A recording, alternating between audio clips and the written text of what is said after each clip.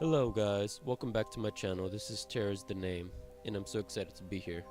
My channel focuses on Latin American stories and folklore. This will be my second video. Hope you enjoy it. If you do, please like and subscribe. I'll be posting a new video every week. This story happened to my best friend's aunt, so here we go.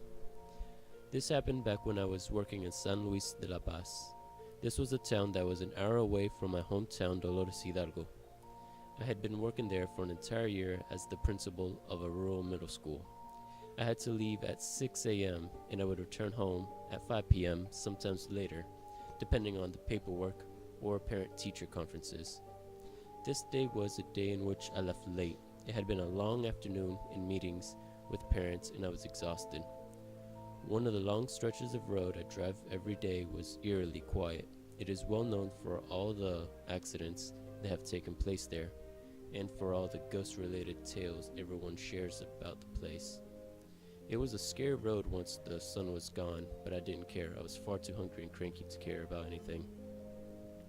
Midway through my drive, I see a young man walking down the lonely dark road.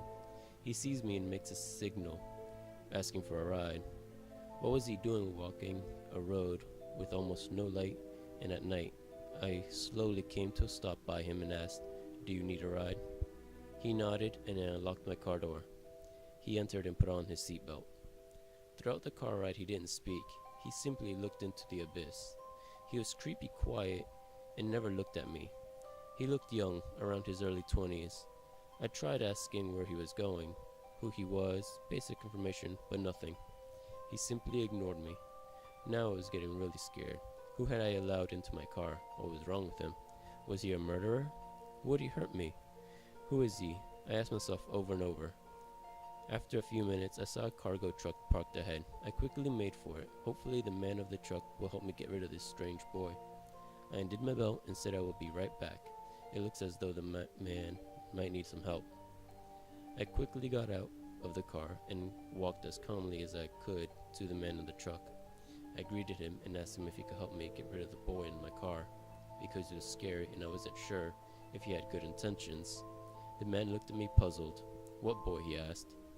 I quickly turned around and saw that the car was empty. The doors were closed and no one was inside. What the fuck, I thought to myself.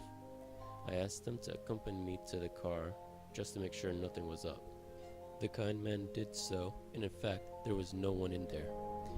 Where was he? "Are you okay, man?" he asked.